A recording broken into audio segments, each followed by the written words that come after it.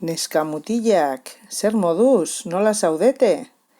Gaur familiaren eguna ospatzen dugu eta horregaitik botoi sorta izeneko ipuintxo bat kontatuko dizuet.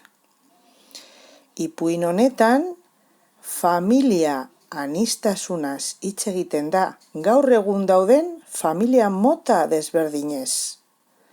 Familia guztiak ez dira berdinak. Familia bakoitza desberdina, bakarra eta berezia da. Eta familia asko daude. Familia batzuk handiak dira. Anaia, arrebak, osaba, izeko, lengusuak, etxe berean elkarrekin bizi dira. Familia batzuk kontrakoak, txikiak dira. Haur bat bakarrik daukate. Familia batzuk kolore berekoak dira. Familia batzuk kolore desberdinetakoak dira.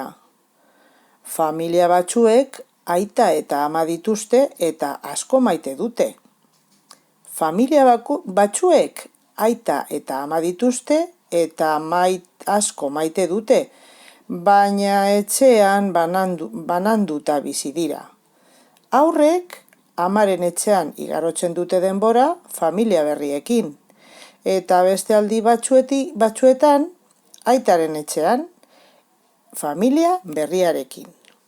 Familia batzuek maite dituzten ama dute.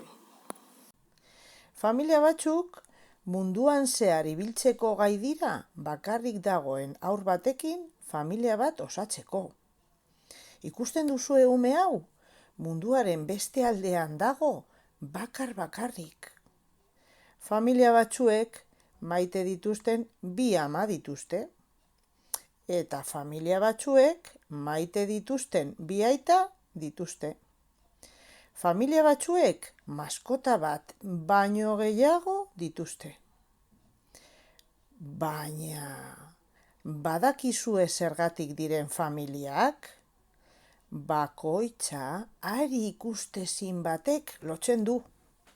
Pertsona bakoitzaren bihotzarekin lotuta dagoen hari batek.